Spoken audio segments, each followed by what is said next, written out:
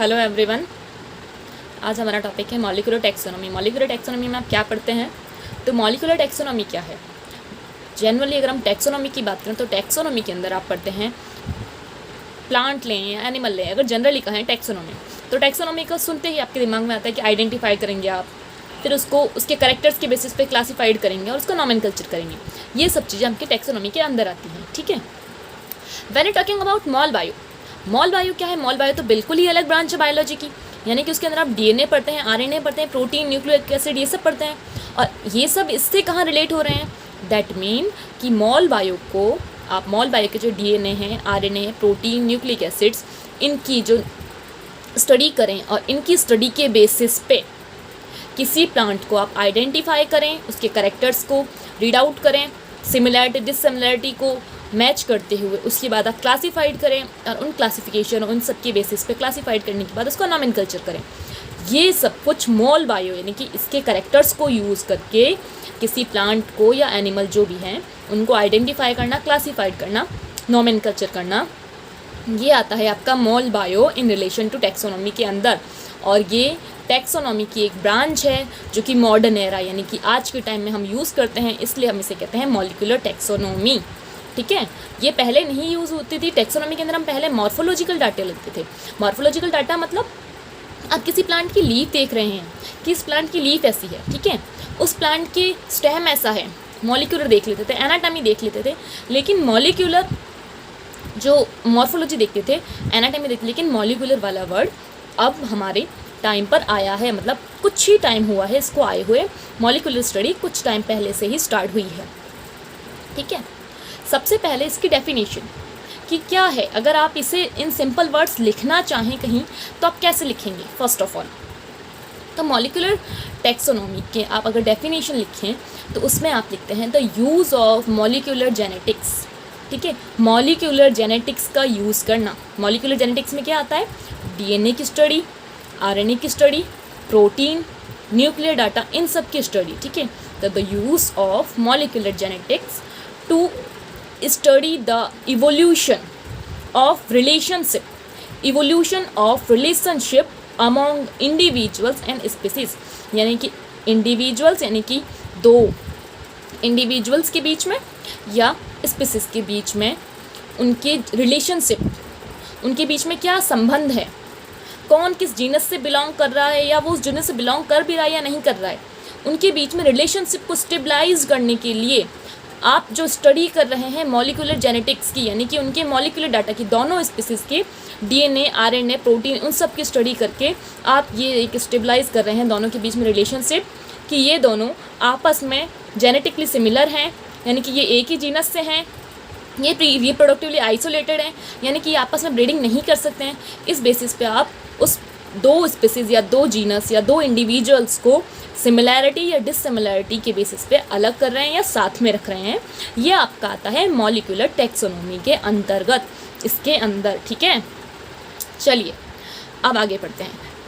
अगर हम इन हिंदी सिंपली, मतलब आप सिंपल वर्ड में कहना चाहें, सिंपली कहना चाहें तो डिफरेंट ऑर्गेनिज्म में इवोल्यूशनरी रिलेशनशिप का मतलब उनके बीच में संबंध स्थापित करना कि वो दोनों एक ही जीनस के हैं या अलग अलग जीनस के हैं, ठीक है, उसको डिटरमाइन करना यानी कि स्टेबलाइज्ड करना। डिफरेंट ऑर्गेनिज्म में इवोल्यूशनरी रिलेशनशिप को स्टेबलाइज्ड करना के लिए आप क्या यूज़ करें? DNA, RNA, protein, nuclear data, इन कैरेक्टर को यूज़ करके आप दो डिफरेंट ऑर्गेनिज्म के बीच में एक रिलेशनशिप स्टेबलाइज्ड करें, तो ये आपका मॉलिक्यूलर टैक्सोनॉमी के अंदर आता है, ठीक है। जैसे मैंने कहा था कि ये अभी के टाइम पे यूज़ हो रहा है, पहले ये चीज़ यूज़ नहीं होती थी, ठीक। पहले यूज़ होता था मॉर्फोलॉजी, मोस्ट एनाटॉमी यूज़ होता था। लेकिन जो मॉडर्न एरा आया, जब हम और ज़्यादा डेवलप हुए, हमारे पास एक अच्छा खासा कंप्यूटर आया है, अब हम उस पर बहुत ज़्यादा एडवांस हो गए हैं, हमें उसका हर एक यूज़ पता है, बहुत सारे सॉफ्टवेयर, हार्डवेयर डेवलप हुए हैं। मॉलिक्यूलर टैक्सोनॉमी के लिए यानी कि मॉलिक्यूल बायोलॉजी के लिए भी बहुत सारे आरपीडी, मतलब इसके आगे हम स्टडी करेंगे पीसीआर, बहुत सारी टूल्स एंड टेक्निक्स डेवलप हुई हैं मॉल बायो की स्टडी के लिए। तो उन इतनी चीज़ें डेवलप होने के बाद अब साइंटिस्ट ने उस जो एक अलग ब्रांच थी इसको ले आए वो लोग टैक्सोनॉमी के, कि हम इसके बेसिस पे भी हम किन्हीं भी स्पीसीज़ को या किन्हीं दो इंडिविजुअल्स को माइन्यूट लेवल पे, मतलब एकदम छोटे से छोटे लेवल पर हम उन्हें डिफ्रेंशिएट कर सकते हैं। कि एक डाटा अब डीएनए जब पढ़ते हैं तो डीएनए में बेस पेयर पढ़ते हैं, तो अगर उन बेस पेयर में मतलब डीएनए पढ़ते हैं तो आप कहते हैं कि एक पूरा जो हेलिक्स होता है उसके अंदर 10 बेस पेयर होते हैं, तो अगर एक बेस पेयर का भी इनके अंदर डिफ्रेंशिएशन है दो स्पीसीज़ के अंदर, तो आप उनको अलग रख सकते हैं। इतना ज़्यादा डीपली स्टडी की जाती है मॉलिक्यूलर टैक्सोनॉमी के अंदर, ठीक है।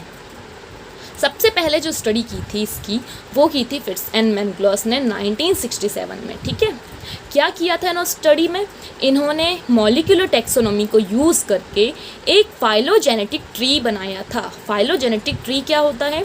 फाइलोजेनेटिक ट्री होता है जब आप दो स्पीसीज़ या दो इंडिविजुअल्स को एक दूसरे से, मतलब उनके दोनों के बीच में एक रिलेशन स्टेबलाइज्ड करें कि ये इससे अलग है या ये इससे सिमिलर है, और उन दोनों का एंसेस्टर आप बताएं। जैसे कि आप कहते हैं कि हम जो हैं हमारे एंसेस्टर, अगर आप एक जनरली किसी से भी पूछें तो आप कहेंगे हम तो जो मंकीज़ हैं उनके पूर्वज हैं या हमारे वो पूर्वज हैं। इस तरह से आप लोगों के जो माइंड में एक सेट है। तो ये जो चीज़ें हैं, इन चीज़ को कि ये रिलेशन कैसे स्टेबलाइज्ड हुआ, इस रिलेशन को स्टेबलाइज्ड करने के लिए एक फाइलोजेनेटिक ट्री बनाया जाता है। कि जैसे ये एक एंसेस्टर है, ठीक है, ये जो भी एंसेस्टर है, अब दो स्पीसीज़ हैं, एक स्पीसीज़ 1 और एक स्पीसीज़ 2। ये दोनों ही स्पीसीज़ एक दूसरे से अलग हैं माइन्यूट लेवल पे। ये ब्रांचिंग जो इनकी बता रही है, ये बता रही है कि ये दोनों एक दूसरे से अलग हैं, लेकिन इन दोनों का एंसेस्टर सेम है, यानी कि इनका पूर्वज एक ही है, लेकिन इनके बीच में थोड़ा थोड़ा डिफरेंस आने की वजह से ये दोनों एक दूसरे से अलग हैं। तो आप जो वो दिमाग में बैठा के रखा है आपने वो मंकीज़ वाला करेक्टली 100% करेक्ट नहीं होते हुए, बट आपको एज ए एग्जाम्पल आप उस चीज़ को समझ सकते हैं, ठीक है। चलिए, अब हमारे दिमाग में क्वेश्चन आता है, जैसे कि हमने कहा कि मॉडर्न एरा में इसका ज़्यादा यूज़ हो रहा है, पहले नहीं होता था, तो ऐसा क्यों हो रहा है और इसमें हम क्या क्या स्टडी करते हैं।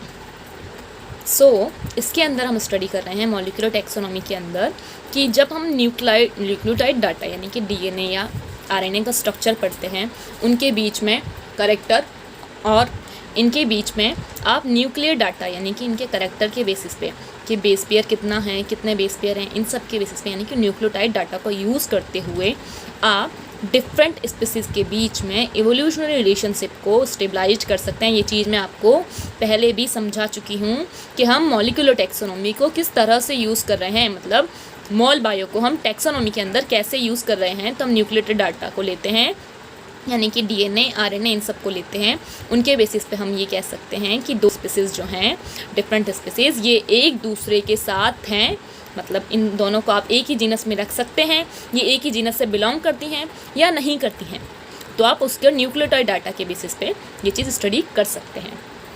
पहली चीज़ तो ये होती है। दूसरी चीज़ यानी कि सेकंड थिंग ये है कि आप फर्स्ट चीज़ न्यूक्लियोटाइड डाटा को यूज़ करके आप उनके बीच में इवोल्यूशनरी रिलेशनशिप निकाल रहे हैं। अब सेकंड चीज़ कि न्यूक्लियोटाइड डाटा को यूज़ करके आप उनके बीच में कंपैरिजन कर रहे हैं कि ये इससे कितनी सिमिलर है और ये इससे कितने डिससिमिलर है। सिमिलैरिटी और डिससिमिलैरिटीज़ को आप एक दूसरों उन दोनों को कंपेयर कर रहे हैं, तो उनके बेसिस पे आप मॉलिक्यूलर बायो को, मतलब मॉल बायो की जो टूल्स हैं उनको यूज़ करते हैं।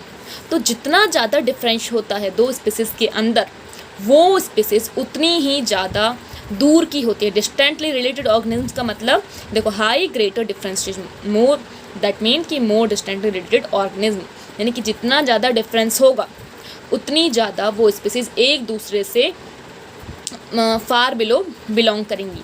जैसे कि आप एक स्पीसीज़ को लें कि अगर हम सिंपल कहें कि आपने आम को और नीम को अलग अलग क्यों रखा, क्योंकि आम का पेड़ अलग होता है, नीम का पेड़ अलग होता है। दोनों के ही कैरेक्टर इतने ज़्यादा डिससिमिलर हैं कि आप चाह के भी इन दोनों को एक में नहीं रख सकते। तो यही चीज़ ये कह रहा है कि हाई या ग्रेटर डिफरेंसेस, यानी कि जितने ज़्यादा डिफरेंसेस होंगे उतना ज़्यादा वो दोनों स्पीसीज़ एक दूसरे से डिस्टेंटली रिलेटेड होंगी, यानी कि बहुत ज़्यादा एक दूसरे से फार बिलो रहेंगी। ठीक है, अब ये चीज़ मैं आपको बता चुकी हूँ कि मॉलिक्यूलर टैक्सोनॉमी को अब हम क्यों यूज़ कर रहे हैं और पहले क्यों नहीं यूज़ करते थे। तो पहले यूज़ इसलिए नहीं करते थे क्योंकि पहले इतना एडवांस नहीं था। जब 20वीं सेंचुरी आई, ठीक है, उस 20वीं सेंचुरी में मॉलिक्यूलर टैक्सोनॉमी को अच्छे से या ज़्यादा से ज़्यादा यूज़ किया जाने लगा। उसके पीछे 2 रीज़न ये थे कि एक तो कंप्यूटर डेवलप हो गए। कंप्यूटर डेवलप हो गए का मतलब कंप्यूटर में बहुत ज़्यादा हार्डवेयर और सॉफ्टवेयर का नॉलेज लोगों को हो चुका था। आजकल आप देखते हैं कि हर एक छोटे छोटे बच्चे को पता होता है कैसे कंप्यूटर यूज़ करना है, क्या है, कैसे एडिटिंग होती है। पहले नहीं पता था, और पहले इतना नहीं पता था, इस वजह से बहुत सारी कैलकुलेशन में गड़बड़ होती थी, बहुत सारे जो डाटा होते थे वो कंपेयर करने में गड़बड़ होती थी। तो लेकिन आज के टाइम पे कंप्यूटर बेस्ड हो चुका है, यानी कि आप डीएनए निकाल दीजिए। जो डीएनए तो आप निकाल देते हैं मॉलिक्यूलर बायोलॉजी टेक्निक्स के बेसिस पे, ये भी आजकल बहुत ज़्यादा डेवलप हो चुकी हैं। आपको पता है बहुत सारे मॉलिक्यूलर मार्कर्स आ गए हैं, ठीक है, पीसीआर हो गया है, ये सब हम मॉल बायो के अंदर पढ़ते हैं। मॉल बायो में बहुत ज़्यादा, मॉल बायो बहुत आजकल एडवांस्ड हो चुका है कि आप छोटे से प्लांट का इतना सा पार्ट लीजिए, उसका डीएनए सेपरेट कीजिए और उस डीएनए को सेपरेट करके उसकी आप पूरी स्टडी कर सकते हैं और उन स्टडी को कंप्यूटर के बेस पे कंपाइल कर सकते हैं। ये दोनों चीज़ों के डेवलप होने से 20वीं सेंचुरी के बाद से, इसीलिए आज के टाइम पे जो मॉल बायो है उसको बहुत ज़्यादा यूज़ किया जाता है टैक्सोनॉमी के अंदर, ताकि एक बहुत ही हाईली स्पेसिफिक का मतलब एक बेस पेयर का चेंज भी आ रहा है तो उसको आप अच्छे से आइडेंटिफाई कर पाएँ कि इसका जो, अगर इसकी आप डीएनए का स्ट्रक्चर पढ़ें या डीएनए की सीक्वेंसिंग देखें, कोई एक स्पीसीज की डीएनए की सीक्वेंसिंग ये है AGCT ठीक है, ये जो भी है कि AGCT ACGTA, और दूसरी स्पीसीज की सीक्वेंसिंग में आप देखते हैं कि यहाँ पर A है, G है, C, T, A, C, यहाँ पर T है, या यहाँ पर AGCTA की जगह यहाँ A है। तो ये जो एक बेस पेयर का डिफरेंस है या इतना माइन्यूट डिफरेंस भी इस मॉलिक्यूलर बायो को यूज़ करके टैक्सोनॉमी के अंदर, मतलब मॉल बायो की जो टेक्निक्स हैं, जो टूल्स हैं, उनको यूज़ करके हम पता लगा सकते हैं कि इतना माइन्यूट डिफरेंस के बेसिस पे आप दो स्पीसीज़ को एक दूसरे से डिफ्रेंशिएट कर सकते हो कि ये दोनों इस जगह पे एक दूसरे से डिफ्रेंशिएशन कर रही हैं, यानी कि ये दोनों यहाँ पर इस एक बेस पेयर के बेसिस पे अलग अलग दर्शा रही हैं अपने character. Okay, so next is कि आप ये जो आपने इतना सारा पढ़ा, इन सब को, ये सब कैसे यूज़ हो रहे हैं, मतलब क्या क्या चीज़ें हैं जिनको आप यूज़ करते हैं मॉलिक्यूलर बायो में टैक्सोनॉमी के लिए, कि कैसे आप स्टडी करेंगे। तो आपको जैसे पता है पीसीआर, पॉलीमरेज चेन रिएक्शन, ठीक है, ये भी एक मॉलिक्यूलर बायो का, मॉल बायो के अंदर आप स्टडी करते हैं polymerase chain reaction PCR.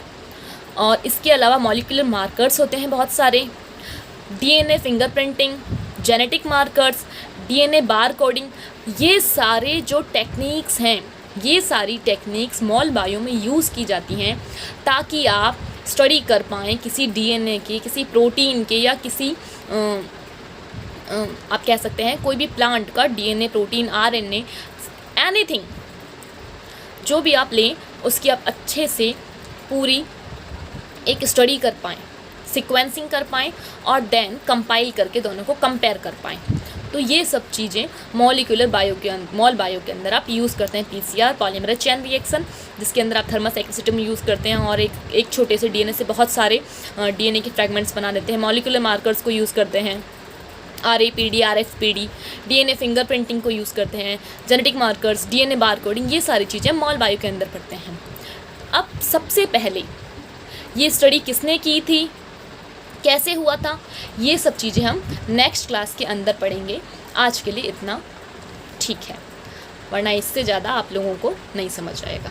Okay, चलिए, थैंक यू। अगर कोई डाउट हो तो आप मुझसे कमेंट सेशन में पूछ सकते हैं।